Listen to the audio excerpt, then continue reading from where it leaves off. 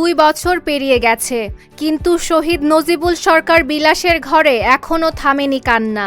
ছেলের ছবি বুকে জড়িয়ে কাঁদেন মা, আর বাবা দিন গুনছেন কবে মিলবে ছেলের হত্যার বিচার।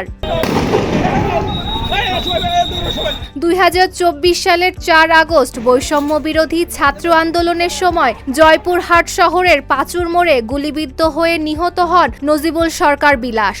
সে পাঁচবিবির বিজনেস ম্যানেজমেন্ট ইনস্টিটিউটের একাদশ শ্রেণীর শিক্ষার্থী ছিল। ঘটনার 14 দিনের মাথায় তার বাবা হত্যা মামলা করেন।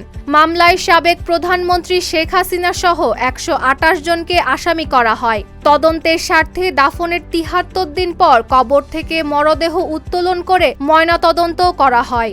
শহীদ বিশালের মামলার বাদী এবং বিশালের বাবা, কিন্তু এ পর্যন্ত আমার মামলার এখনো রায় হয়নি, বা আমার ডাকেও নি যে আসেন কি ভালো কি মন্দ। তাই আমার বর্তমানে এই সরকারের কাছে দাবি, আমার ছেলে সহ যত শহীদ পরিবার আছে সকল শহীদের খুনির বিচার হোক। AKS অর্জন করলো গিনেস ওয়ার্ল্ড রেকর্ডস। AKS রাষ্ট্র শহীদ বিলাসের পরিবারকে নতুন একটি বাড়ি উপহার দিলেও পরিবারের দাবি তাদের সবচেয়ে বড় চাওয়া এখনো পূরণ হয়নি। 2 বছর পেরিয়ে গেলেও মামলার বিচার প্রক্রিয়া অগ্রগতি না হওয়ায় হতাশায় দিন কাটছে পরিবারটির। ঘরের প্রতিটি কোণে আজও ছড়িয়ে আছে বিলাসের স্মৃতি। আন্দোলন শুরু হয়, আমাকে দেখায় এখানে আজকে আন্দোলন হচ্ছে, সেখানে হচ্ছে, আমার ছেলে আন্দোলনে যাবে সেটা আমি জানতাম না। শুনবো না আমি বাজারে যাচ্ছি, আমি তো জানতাম না সেই সময় যে সে আন্দোলনে যাচ্ছে।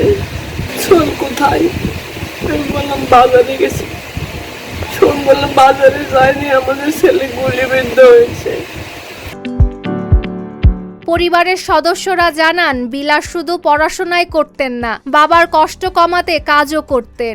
আন্দোলনের দিন বাড়ি থেকে বের হওয়ার আগে মাকে বলেছিলেন বাজারে যাচ্ছেন, কিন্তু কয়েক ঘন্টা পর খবর আসে তিনি গুলিবিদ্ধ হয়েছেন। চিকিৎসার জন্য এক হাসপাতাল থেকে আরেক হাসপাতালে নেওয়ার পথেই তার মৃত্যু হয়। 4 আগস্ট 2024 খ্রিস্টাব্দ তারিখে বিশাল নামে এক ছাত্র আমাদের এখানে নিহত হয়। তার পরিবারের সাথে শরীক হয়ে আমরা সেই যে মোনাজাতটি আছে সেখানে আমরা অংশগ্রহণ করব।